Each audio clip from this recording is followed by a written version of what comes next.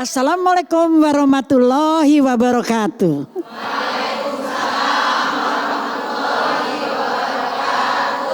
Alhamdulillah. Wassalatu wassalamu ala rasulillah. Wala haula wala quwata illa billah. Selamat datang ibu-ibu semuanya dan para pemirsa di rumah dengan acara Harmoni Indonesia.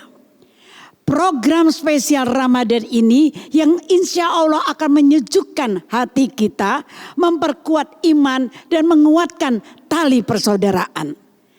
Saya Reni Jayusman akan menemani pemirsa Garuda TV dalam perjalanan spiritualnya yang penuh inspirasi di bulan Ramadan ini. Adapun tema kita kali ini adalah Tridharma Eka Karma. Nah, untuk membimbing kita memahami makna pengabdian, kesetiaan, dan persaudaraan dalam satu niat keberkahan, hadir bersama kita pada kesempatan ini ada dua guru kita yang insya Allah akan memberikan tausiah yang menyejukkan, yaitu Ustadz Fahmi Salim LC dan juga Ustadz Jayadi. Sampean marinir nah? Kostum toto marinir beneran. Mosok saya coba tanya Kowal, ini marinir beneran? Ada pangkatnya? Apa mas pangkat? Hah, waduh rek, letkol wedi aku rek. Waduh terima kasih, saya bangga sekali ternyata marinir ada yang jadi ustadz ya. Masya Allah, matur suwun Gusti Allah. Tanpa berlama-lama lagi, ayo mari kita persilahkan Ustadz Jayadi untuk memberikan tausiahnya dan menuntun kita untuk lebih dekat kepada Allah Subhanahu wa taala. Setuju? Monggo Pak Ustadz Jayadi. Assalamualaikum warahmatullahi wabarakatuh.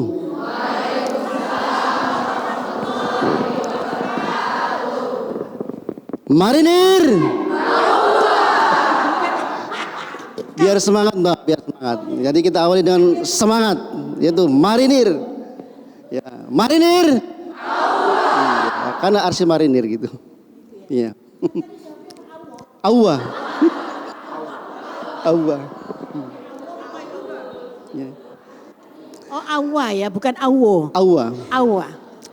Alhamdulillahirabbil alamin wa bihi nasta'inu ala umurid dunya waddin wassalatu wassalamu ala asrafil anbiya'i wal mursalin sayyidina wa maulana Muhammadin wa ala alihi washabbi ajma'in amma ba'd. Bersyukur kita kepada Allah Subhanahu wa taala karena pada kesempatan kali ini kita diberikan oleh Allah nikmat yang sangat besar, yakni bisa merasakan nikmatnya bulan Ramadan, merasakan berkahnya bulan Ramadan. Amin ya robbal alamin.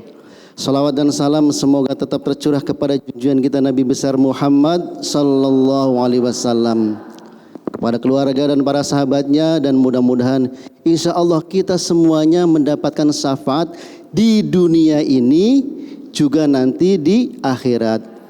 Apa syafaat di dunia ini? Yaitu ketika kita mendapatkan hati yang tenang. Itu merupakan salah satu syafaat dari baginda Nabi besar Muhammad SAW di dunia ini. Ya. Terlebih-lebih kita syafaat di akhirat. Ibu-ibu yang dirahmati Allah Subhanahu wa taala, kami diberikan materi yang sangat istilahnya keindonesiaan. Keindonesiaan. Karena apa? Indonesia itu identik dengan bahasa Sanskerta. Ya. Materi kita adalah Tridharma Eka Karma.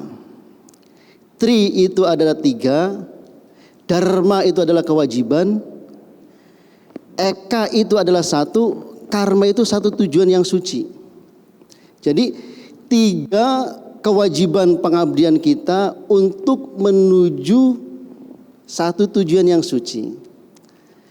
Nah, dalam konteks spiritual, maka Tridharma ini dapat diartikan sebagai hablum minallah, bakti kepada Allah, hablum minan nas, yaitu bakti kepada sesama manusia, dan juga berbakti kepada lingkungan, ya, lingkungan di sekitar kita. Itu bakti, 3 bakti yang nanti tujuannya adalah pada satu tujuan, yaitu lillahi ta'ala. Mari kita bahas satu persatu. Yang pertama adalah bakti kepada Sang Pencipta, yakni Allah Subhanahu wa taala, hablum minallah. Kaitannya dengan puasa, bahwa puasa itu merupakan ibadah yang sangat rahasia. Betul nggak, Bu? Walaupun tidak ada orang, di tempat gelap, di tempat sunyi, tetapi ketika pada siang hari belum waktunya maghrib, ada makanan enak, mau dimakan atau tidak, Bu? Tidak. Kenapa? Karena saking pengabdiannya kita kepada Allah tidak berani. Jadi puasa itu mendidik kita untuk mengabdi kepada Allah Subhanahu wa taala. A'udzu billahi minasyaitonir rajim. Ya ayyuhalladzina amanu kutiba alaikumusiyam kama kutiba alal ladzina min qablikum la'allakum tattaqun. Jadi endingnya adalah tattaqun, orang yang bertakwa, Mbak. Mbak atau Ibu manggil ini? saya enak manggilnya Mbak aja ya. Atau Opa? Oh senior. Oh iya Mas, ya Mbak Mamat. Oh iya saya kok manggilnya Mas. Harusnya Pak Ustadz ya. Nggak apa-apa Mas, manggil aku Mbak Reni aja. Siap. Jadi pengabdian yang paling tinggi adalah takwa kepada Allah Subhanahu wa taala. Makanya di dalam bahasa Sanskerta, karena ini awali dengan bahasa Sanskerta. Coba dari rukun Islam yang kelima itu semuanya berasal dari hasanah bahasa Arab. Yang pertama syahadat, yang kedua sholat, yang ketiga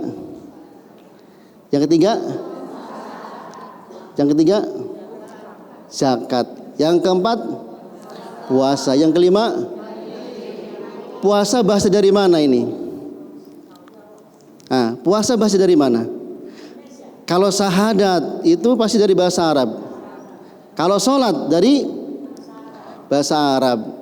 Zakat bahasa Arab. Haji, puasa, itulah hebatnya orang Indonesia, Mbak. Jadi orang Indonesia memaknai saum itu dengan puasa. Puasa itu berasal dari bahasa Sanskerta, upah dengan wasa. Upah dengan wasa, artinya upah itu adalah sesuatu hal yang mendekatkan, wasa adalah yang maha kuasa. Jadi puasa adalah sesuatu yang dapat mendekatkan diri kita kepada yang maha kuasa, yaitu Allah Subhanahu wa taala. Bismillahirrahmanirrahim. Assalamualaikum warahmatullahi wabarakatuh. Alhamdulillah, luar biasa. Tadi Mbak Reni Jayusman ini saya kenal dari masih kecil, masih SD udah dengar lagu-lagu beliau ini. Kira-kira ada nggak perbedaannya dulu sama sekarang? Ada? Nggak ada? Ada yang tetap apa ya? Dia pakai ikat kepala, sama kalung yang rame. Oh nggak lupa cincin juga, sama saya juga pakai cincin. Yang saya hormati Ustadz Letkol Jayadi. Ini bedanya Ustadz saya dengan Ustadz beliau, dia boleh pakai baju tentara. Kalau saya nggak boleh, nanti dibilang Ustadz tentara gadungan. Tapi ada nggak yang bilang beliau Ustadz gadungan? Nggak ada. Itu hebatnya Ustadz tentara. Alhamdulillah. Bapak Ibu yang dirahmati Allah Subhanahu Wa Taala, para pemirsa Garuda TV dimanapun berada. Tadi kita sudah mendengarkan sedikit paparan tentang Tridharma Eka Karma. Saya bukan tentara, tapi insya Allah didikan saya dari kecil udah kayak tentara. Kenapa? Karena kita sebagai muslim, muslim itu sebenarnya dididik oleh Allah semi-semi tentara. Percaya nggak? Sholat berapa kali? Ada waktunya kagak? Tentara itu disiplin. Puasa ibu bisa milih nggak bulannya bulan apa? Nggak bisa. Pernah puasa musim panas? Pernah. Masa nggak pernah? 5 tahun lalu panas. Bulan Juni. bulan Mei, panas itu. Saya kalau ceramah Bunda, ceramah siang-siang itu waktu musim panas, ya Allah ini kering tenggorokan, bibir pecah-pecah ya kan. Pernah, musim hujan, pernah, semua musim kita pernah puasa. Haji juga begitu. Itulah pendidikan ala militer dalam Islam. Nah, kalau di Eropa ada saljunya, tapi tetap puasa. Iya, di Mekah, di Arab, panas, tetap puasa. Sami'na wa ata'. Kapanpun, dimanapun, kalau Allah sebagai komandan tertinggi kita, perintahkan kita, instruksi kita untuk ibadah, maka kita nggak boleh bilang tidak siap. Semua harus siap, komandan. Begitu, alhamdulillah. Bapak Ibu dirahmati Allah Subhanahu Wa Taala, tadi kita sudah mendengarkan bagaimana nilai-nilai yang harus ada terpatri dalam jiwa setiap tentara dan juga ibu-ibu pendamping tentara. Sama, ya suaminya tentara, ibunya juga harus, gayanya harus strict juga begitu kan. Yang pertama saya akan menyoroti tentang makna kedisiplinan. Ada banyak nilai hal yang luar biasa dalam kedisiplinan ini. Karena setiap muslim dididik oleh Allah. Inna salata kanat 'alal mu'minina kitaban mauquta. Salat itu semua sudah ditetapkan waktu-waktunya oleh Allah Subhanahu wa taala. Enggak boleh lewat, enggak boleh kita melaksanakan salat sebelum waktunya datang, ya. Kalau belum waktunya azan, enggak boleh salat fardu, niatnya salat subuh, belum azan subuh udah salat subuh. Enggak boleh kalau udah. Bagaimana Pak Ustadz? Ya diulang. Kalau baru dengar azan subuh sementara kita udah salat. Kita misalnya tadi enggak kedengaran atau ragu. Ya waktunya ini, misalnya kita lagi di luar kota, di luar negeri, kira-kira udah masuk azan belum ini ya? Nah kalau seperti itu, kalau pas dengar azan, sholat ulangi lagi. Kalau kita sudah sholat, ya. Disiplin ini penting dalam kehidupan setiap muslim, ya. Dalam mengerjakan kewajiban-kewajiban kita sebagai hamba Allah, kita harus disiplin. Ya, dalam melaksanakan kewajiban-kewajiban kita sebagai abdi negara harus disiplin. Sebagai warga negara yang baik kita harus disiplin, insya Allah. Yang kedua adalah dari pelajaran yang bisa kita petik dari Tridharma Eka Karma itu adalah loyalitas.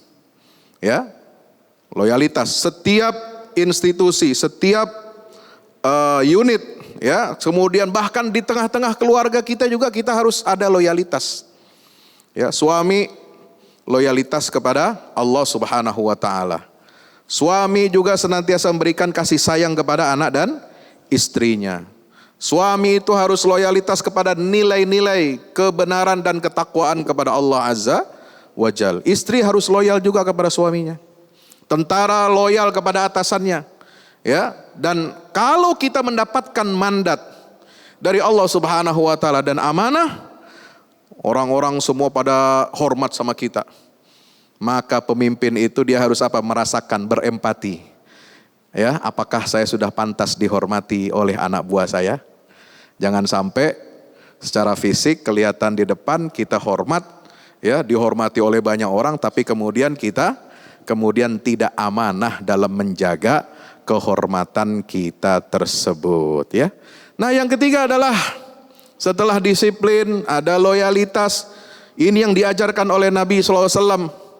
Beliau membentuk karakter sahabat-sahabatnya itu menjadi hamba-hamba Allah yang memiliki kesetiaan. Suami istri setia tidak? Setia. Insya kita sebagai hamba Allah juga harus setia kepada nilai-nilai yang Allah wahyukan, yang ada di dalam Al-Quran, yang ada dalam sunnah Nabi kita Muhammad Sallallahu Alaihi Wasallam. Kesetiaan ini kalau dalam bahasa agamanya itu istiqomah, setia di atas jalan yang benar. Ya, dunia boleh berubah, situasi zaman boleh berubah, tapi yang tidak berubah adalah nilai-nilai kebenaran. Kita harus setia kepada kebenaran yang datang dari Allah Subhanahu wa ta'ala. Pemimpin boleh datang silih berganti. Mau presiden, mau camat, mau wali kota, mau gubernur, itu gantian datangnya. 5 tahun sekali. Anggota dewan boleh datang, boleh pergi. Tapi semua yang duduk pada amanah kekuasaan ini dia harus setia kepada nilai-nilai kebenaran dari Allah Subhanahu wa ta'ala. Seperti apa? Sahabat Abu Bakar Siddiq. Abu Bakar Siddiq ini orang paling setia kepada Nabi SAW. Makanya beliau ini diberikan julukan apa? Abu Bakar, julukannya apa? As-Siddiq. Orang yang paling setia, orang paling jujur, orang yang paling benar dalam setiap ucapan dan tindak tanduknya. Yang kedua adalah keberanian. Nah ini, biasanya kalau kita bicara tentang keberanian sahabat nih, ada pada diri siapa? Khalifah Umar bin Khattab. Nah, kalau menurut Ustadz Jayadi katanya berani itu adalah istri. Ya, jamaah nanya sama saya, Pak Ustadz, kagak nikah lagi. Ustadz kagak berani. Ya, nyampein ayat tentang poligami tapi Ustadznya kagak berani. Bukannya saya nggak berani, istri saya lebih berani soalnya masalahnya. Ya. Itu ada pada siapa? Sosok Umar bin Khattab, orang yang sangat berani. Pengorbanan. Kalau lihat di sisi pengorbanan, ya, ada sahabat namanya siapa? Utsman bin Affan. Oh, mengorbankan harta. Banyak beliau sumbangkan untuk apa? Kepentingan agama Allah Subhanahu wa ta'ala dan juga pengorbanan nyawa. Ali bin Abi Thalib, tahu ketika Nabi mau hijrah, beliau tidur di atas tempat Nabi SAW tidur. Nabi hijrah, beliau ada di tempat tidur Nabi, diancam apa? Dibunuh. Tapi beliau tetap setia dan siap rela berkorban untuk agama Allah. Amin ya rabbal alamin. Dan sekarang sesi kita sekarang ini adalah tanya jawab kepada para ustadz kita ini. Saya akan bertanya pertama kepada Ustadz Fahmi nggih. Ustadz, pengabdian yang dicintai Allah di bulan Ramadan itu yang bagaimana? Dari tadi kan Anda bicara pengabdian. Sing ya apa, Mas? Bismillah, alhamdulillah, wassalatu wassalamu ala Rasulillah. Pengabdian ini kan kalau dalam bahasa Arab ya sama dengan bahasa Indonesia. Dari kata abada ya'budu. Menghamba, kita menghamba ini hanya kepada Allah. Itu dalam urusan apa? Urusan agama, urusan akhirat. Tapi tidak menutup kemungkinan kita juga mengabdi ini ya dalam urusan keduniaan kita punya negara, kita punya institusi negara, kita punya institusi perangkat pertahanan dan keamanan negara. Maka setiap hamba Allah yang mendapatkan amanah bertugas di setiap institusi di bawah negara, maka dia itu juga artinya adalah dia sedang mengabdi kepada negara. Apakah dua-duanya bertentangan? Tidak. Mengabdi kepada Allah, semua mengabdi kepada Allah. Tapi masing-masing kita yang ada dalam profesi kita mengabdikan diri kita untuk apa? Memberikan pekerjaan, ya, niat yang terbaik, hasil yang terbaik untuk institusi di mana tempat kita bertugas, insya. Nah, setiap pengabdian kita dimanapun kita berada itu bisa menjadi bernilai ibadah di mata Allah Subhanahu Wa Taala. Caranya bagaimana? Harus pasang niatnya yang benar, ya. Niat ketika mau sholat ada niatnya. Ketika mengabdi kepada negara juga harus niatnya yang benar karena Allah Subhanahu Wa Taala. Yang kedua, kita jangan sampai melanggar aturan-aturan, norma-norma yang berlaku di dalam institusi kita. Ya, itu semua kita niatkan karena kita taat kepada Allah, kita juga taat kepada pimpinan. Selama pemimpin itu tidak melanggar syariat Allah Subhanahu Wa Taala. Jadi pengabdian ini maknanya sangat luas dalam kehidupan. Dia akan bernilai ibadah manakala ada niat kita untuk beribadah kepada Allah Subhanahu wa ta'ala. Jadi kalau pertanyaan saya tadi yang dicintai oleh Allah yang seperti bagaimana? Semuanya tadi itu ya pasti dicintai. Yang Allah paling mencintai apakah kita harus sholatnya dengan sunnah-sunnahnya atau bagaimana? Betul. Itu loh Mas. Ya, pengabdian kepada Allah ini yang paling dicintai oleh Allah. Semua jenis pengabdian itu semua dicintai oleh Allah.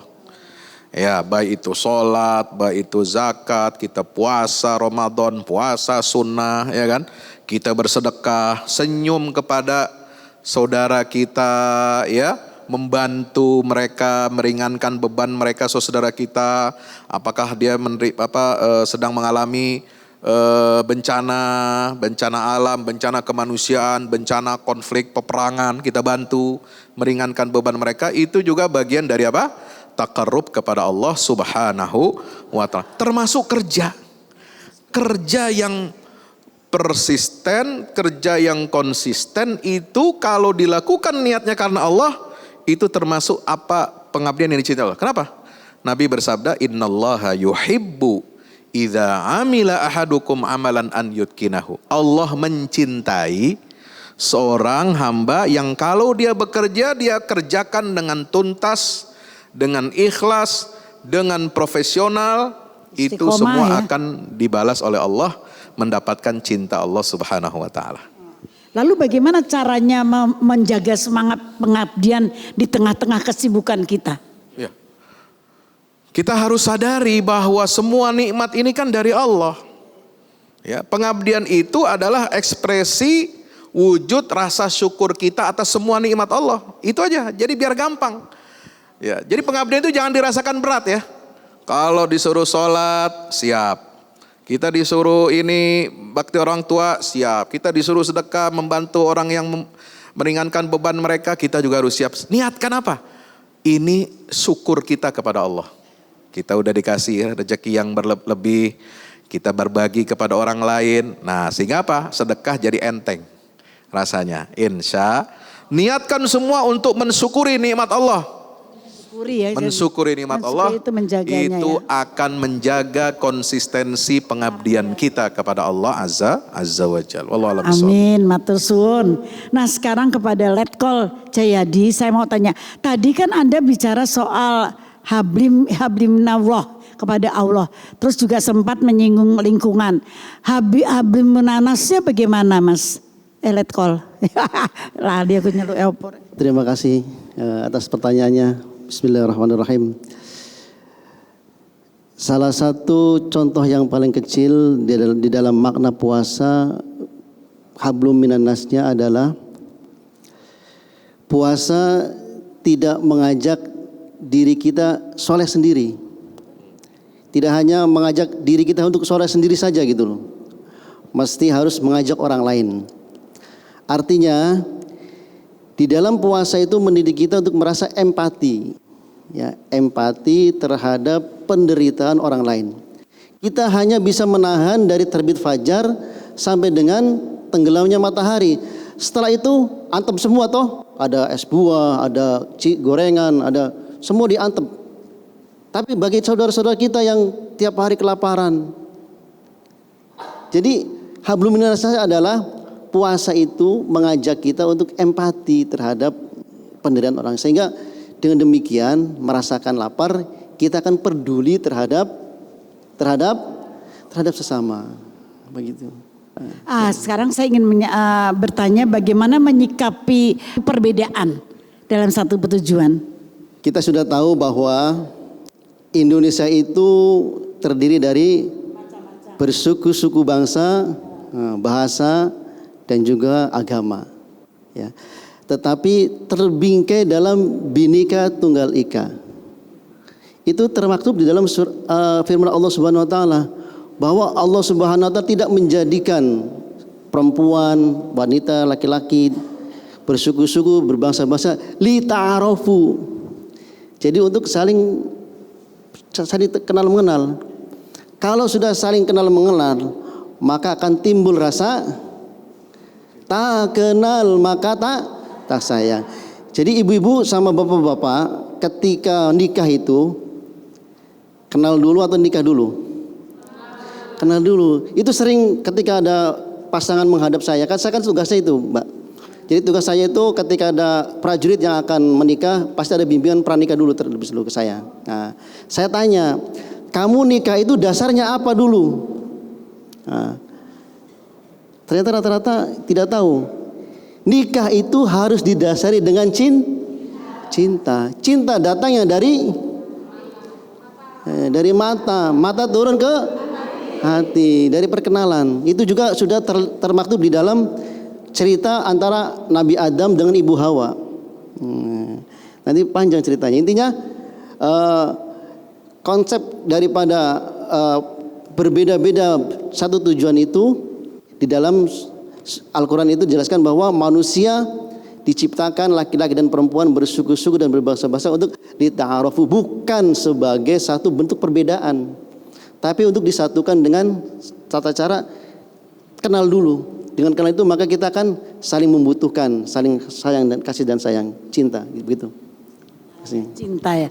Oke, saya ingin tanya, apakah Ramadan itu bisa menjadi satu momentum kebersamaan?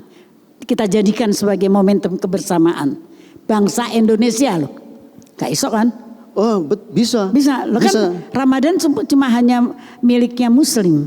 Tidak, bisa. Bisa ya. Bayangkan kalau kita misalnya melaksanakan acara buka bersama, siapa yang untung itu? Bukan hanya orang Islam saja, yang lain itu pasti akan beruntung. Misalnya acara buka bersama di tempat itu kan. Salah satu keberkahannya adalah kebersamaan itu buka bersama. Contoh kecil saja, yang lainnya banyak sekali. Ya, di antaranya adalah dengan meningkatkan sedekah kita, memperbanyak sedekah kita, infak kita, itu di antaranya. Tapi yang paling simpel adalah kebersamaan ketika buka bersama. Sudah ada tuh jadwalnya. Ini dengan alumni ini gitu kan. Ada dengan alumni SMP, SMA gitu kan. Pasti sudah ada jadwal itu. Sehingga keluarganya tidak pernah buka bersama gitu. Ini yang sungguh ironis ya Bu ya. Boleh kita mengadakan buka bersama, tapi ya tetap suami lebih utama, begitu Mbak. Suami pertama ya, utama. Tetap. Saya nggak punya suami, jadi nggak ada yang pertama dong. Pertama Indonesia. Tapi kalau para ustadz ini tambah satu lagi, jarang buka di rumah, kasihan. Itulah pengabdian. Pengabdian seorang istri. Para ustadz ini jarang buka di rumah karena sana sini. Oh, gitu diundang ya? sana, diundang sini. Baiklah Pak Ustadz, terima kasih Pak Ustadz Jayadi dan Pak Ustadz Fahmi. Terima kasih atas pertanyaan-pertanyaan saya yang telah dijawab. Tapi saya akan memberikan kesempatan untuk ibu-ibu dan para mbak-mbak dari Kowal. Kalau ingin bertanya, monggo loh, bisa tanya langsung kepada ustadz-ustadznya. Monggo silakan. Assalamualaikum warahmatullahi wabarakatuh. Perkenalkan, kami Nisa Aris Mustafa, izin bertanya untuk Ustadz Fahmi. Ustadz, mana yang lebih utama? Apakah amal kecil tetapi rutin atau amal besar tetapi jarang? Dan bagaimana kaitannya dengan konsep Eka Dharma? Demikian, terima kasih. Luar biasa pertanyaannya ini. Ini pertanyaan dikaitkan dengan Tridharma. Nah, saya bukan instruktur Eka Dharma ini. Masya Allah ya, begini ya. Kita teringat sabda Nabi SAW, ahabbul a'mal ilallah adwamuha wa in qalla. Sebaik-baik amal, ya amal soleh itu yang paling baik itu yang bagaimana sih? Yaitu yang paling disukai, dicintai oleh Allah adalah amal yang paling langgeng. Ya, yang paling bisa didawamkan, paling bisa dilestarikan. Ya, wa in qalla, meskipun amal itu kelihatan sedikit atau kecil di mata kita, tapi itu tidak kecil di mata Allah. Ya. Ada pepatah kita sering mendengar, ya. Menabung sedikit lama-lama jadi bukit. Ya kalau rutin nabungnya ya kan, itu lama-lama jadi banyak, jadi besar. Nah, itu juga seperti itu. Jadi dalam amal soleh kita ini, kadang-kadang kalau dimulai langsung yang berat, yang besar, itu kadang-kadang kita itu nanti merasa keberatan. Ya. Jadi dari hal-hal yang sederhana dulu, dari yang kecil. Ya, sholat fardu itu bukan sesuatu yang kecil, tapi sering kan karena dia menjadi rutin, maka sering kita menganggap ini biasa, ini kecil. Ya, tapi justru dengan melanggengkan sholat fardu ini, itu yang akan menambah kualitas, memperbaikan kualitas kita sebagai hamba Allah. Nah setelah itu apa? Tambah lagi sholat sunnah. Sholat sunnah, qobliyah, ba'diyah, nah ini dirutinkan. Ya, karena sholat fardu kan wajib. Ya, nah kadang-kadang yang kita sering lupa itu adalah sholat sunnah, qobliyah atau ba'diyahnya. Nah ini dimulai pelan-pelan ya. Kalau enggak bisa dua-duanya qobliyah ba'diyah, paling satulah ba'diyahnya saja atau misalnya qobliyahnya saja. Misalnya karena udah diburu-buru, ada pengumuman segera berkumpul pasukan. Nah itu kan. Jadi sholat fardu langsung gitu kan. Nah, jadi nggak ada sholat sunnahnya misalnya, nggak masalah. Ya, yang penting kita ada qobliyahnya. Nah, atau dibalik, ya, yang penting itu rutin. Jangan langsung misalnya, wah ada saking baca keutamaan sholat duha. Wah, sholat duhanya langsung gaspol 12 rakaat. Ya, ini sholat sunnah 2 rakaat aja males. Ya kan? Mau 12 rakaat lagi. Ini susah. Pertama mungkin masih bisa semangat, tapi besoknya aduh, Pak Ustadz, susah juga 12 rakaat ini waktunya ya. Ya 2 rakaat. Makanya dimulai dari kecil-kecil dulu, 2 rakaat saja gitu. Malam juga begitu, qiyamul lail. Ya, jangan langsung banyak. 8, 10, ya 12, nggak usah. 2 aja cukup. Witir 1 rakaat. Insya Allah nggak berat. Jadi kita mulai dari hal-hal yang kecil, itu akan lebih baik daripada kita langsung berat, langsung besar, langsung gaspol, tapi kemudian besoknya berhenti. Ya, nanti muncul lagi sebulan lagi. Nah, itu kan berarti kan defisit ya. Kurang itu pahalanya begitu. Wallahu a'lam bishawab. Jelas Mbak. Oke, untuk selanjutnya masih ada yang mau bertanya? Oh, Mbak, monggo Mbak. Assalamualaikum warahmatullahi wabarakatuh. Perkenalkan saya dengan Sinar Bakit dari mewakili Ibu-Ibu Jalas Nastri dari Ranting B Cabang 2 Korcap Pasmar 1. Izin bertanya Pak Ustadz. Pertanyaannya adalah dengan Pak Ustadz Jayadia. Bagaimana cara mengatasi karma buruk melalui Tridharma dan Ekadharma? Iya, orang kan sering menganggap karma itu sesuatu yang buruk akan kembali menimpa ke kita gitu. Jadi cara mengatasinya dengan Tridharma dan Ekadharma bagaimana? Terima kasih. Assalamualaikum warahmatullahi wabarakatuh. Waalaikumsalam. Terima kasih. Pak Jayadi, saya tadi salah interpretasi loh. Saya pikir Eka karma itu kita kena karma 3 kali. Karma soalnya kan. Iya Eka. Jadi tujuan yang suci.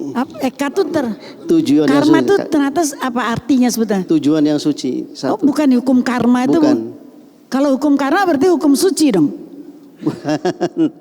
Kalau di konteksnya ini tidak. Jadi tujuan yang suci. Bukan karma karena sebab akibat kita melakukan suatu perbuatan. Bukan itu. Iya. Terima kasih atas pertanyaannya. Memang kadang-kala kita ada merasa ketika kita mendapatkan suatu musibah atau suatu yang tidak mengenakan pada diri kita, itu kadang-kala kita, mungkin itu karma kita ya, yang pernah kita lakukan. Tapi memang ya, setiap perbuatan manusia itu tentunya akan mendapatkan balasan. Baik perbuatan itu perbuatan kita yang baik maupun perbuatan yang buruk ya. Kadangkala kita tahu-tahu dalam keadaan susah itu mendapatkan pertolongan tiba-tiba gitu loh. Tiba-tiba. Nah, itu mungkin balasan daripada amal kita yang tidak sengaja kita lakukan. Amal baik kita yang tidak pernah kita lakukan itu tahu-tahu datang menolong kita. Nah, begitu juga ketika kita mendapatkan perbuatan buruk ya, menimpa diri kita. Nah, jadi harus berpikir. Jadi intinya jangan menyalahkan orang lain. Nah, gini. Jadi intinya itu. Ketika kita mendapatkan musibah, mendapatkan hal yang buruk terhadap diri kita, jangan selalu pertama kali menyalahkan orang lain. Karena kan kita seperti itu. Jadi orang lain dulu disalahkan. Oh, gara-gara kamu saya dapatkan ini. Nah, padahal harusnya muhasabah, introspeksi, ya. Jadi, kenapa saya kok begini ya? Apa salah saya? Jadi bertanya terus di dalam hati itu. Nah, baru diperbaiki, ya. Nah, ingat Allah Subhanahu wa taala itu Maha Pengampun. Jadi menghilangkan karma buruk itu adalah dengan ampunan Allah Subhanahu wa taala. Karena apa? Karena doa yang pertama kali turun ke bumi ini doa apa, Bu? Yang pertama kali turun ke dunia ini doa. Ada yang tahu? Ada yang tahu? Doa yang pertama kali turun ke bumi ada yang tahu? nggak ada yang tahu.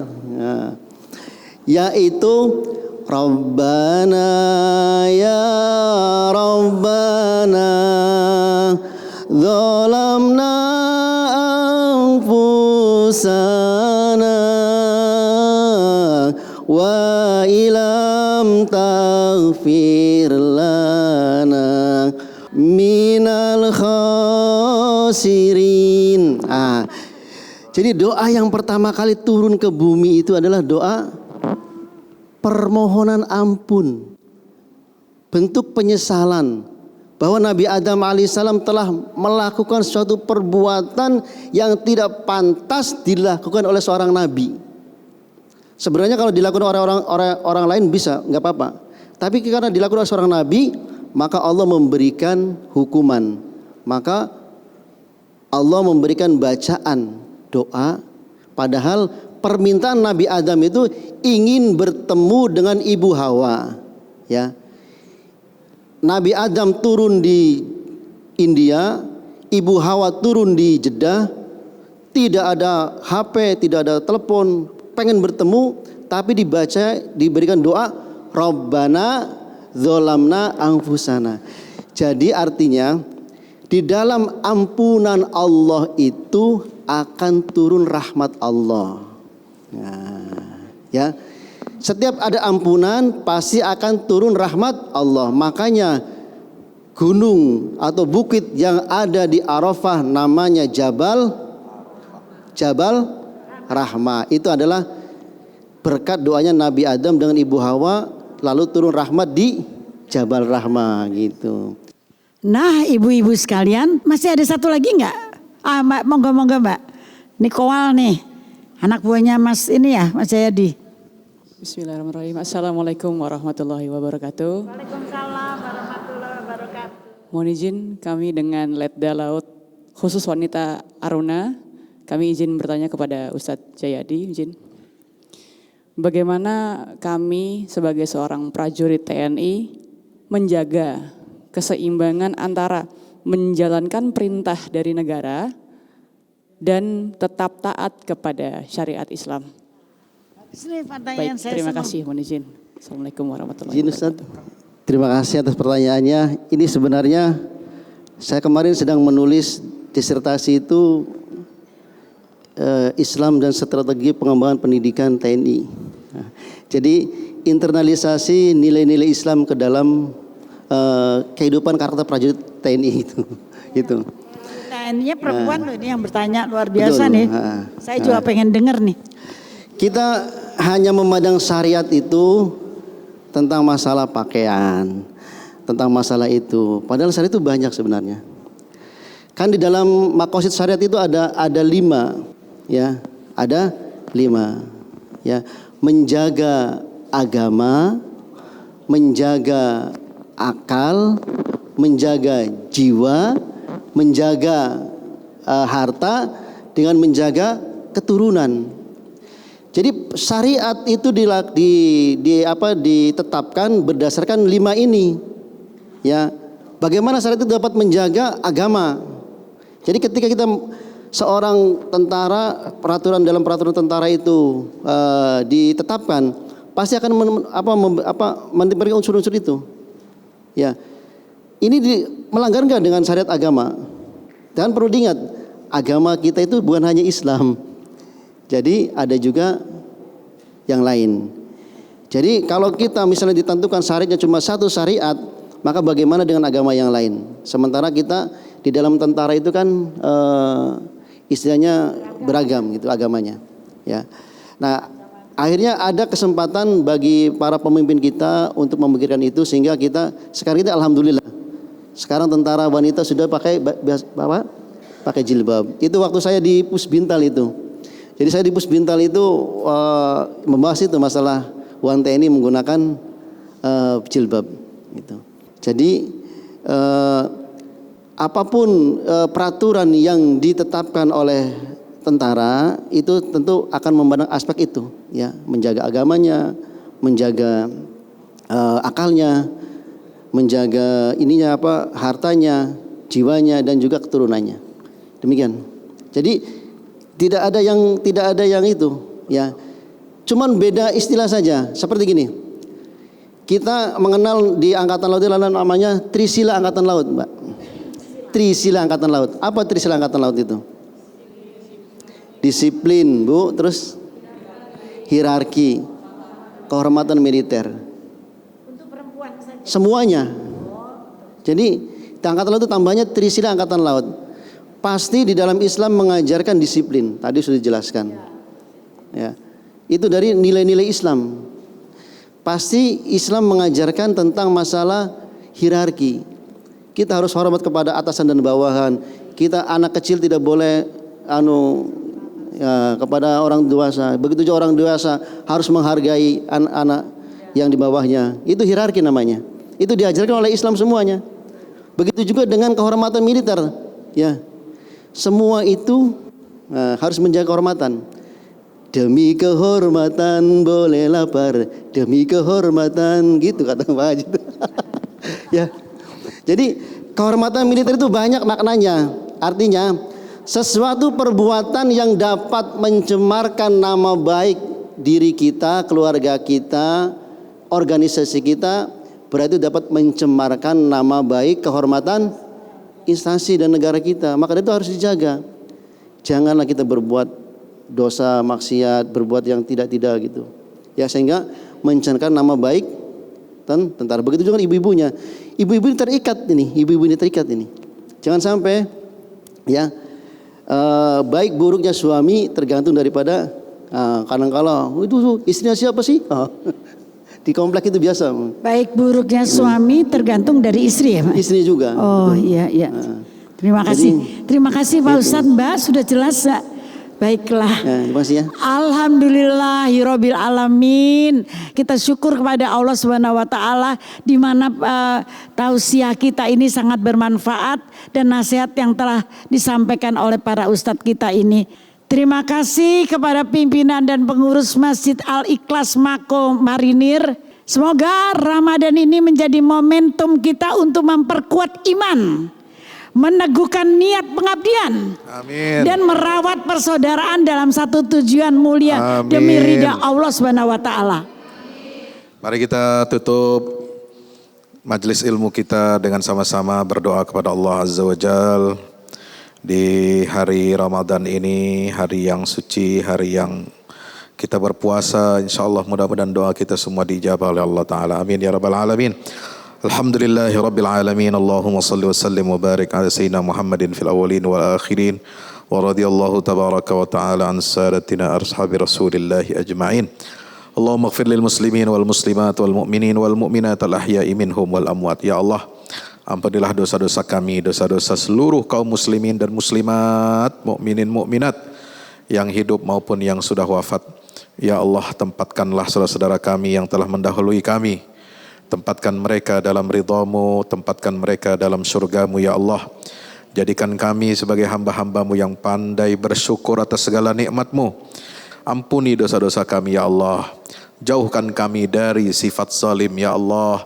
Zalim kepada diri sendiri, zalim kepada orang tua, zalim kepada tetangga, zalim kepada bangsa dan negara, zalim kepada rakyat, zalim kepada pimpinan ya Allah. Jauhkan kami dari mara bahaya, dari fitnah, dari ujian dan cobaan, dari berbagai musibah, banjir, longsor, musibah bencana alam ya Allah. Ya Allah, bantu dan tolong saudara-saudara kami yang tertindas di Palestina, yang tertindas di Uighur, yang tertindas di Myanmar, yang tertindas di berbagai belahan duniamu ya Allah. Rabbana atina fid dunya hasanah wa fil akhirati hasanah wa qina adzabannar. Ya Allah, berikan kami keberkahan dan kebajikan hidup di dunia dan keberkahan kebajikan hidup nanti kelak di yaumil akhir. Rabbana atina fid dunya hasanah wa fil akhirati hasanah wa qina adzabannar. Wa sallallahu ala nabiyyina Muhammadin wa ala alihi wa sahbihi wasallam. Walhamdulillahi rabbil alamin. Astaghfirullah rabbal baraya. Astaghfirullah minal khataya.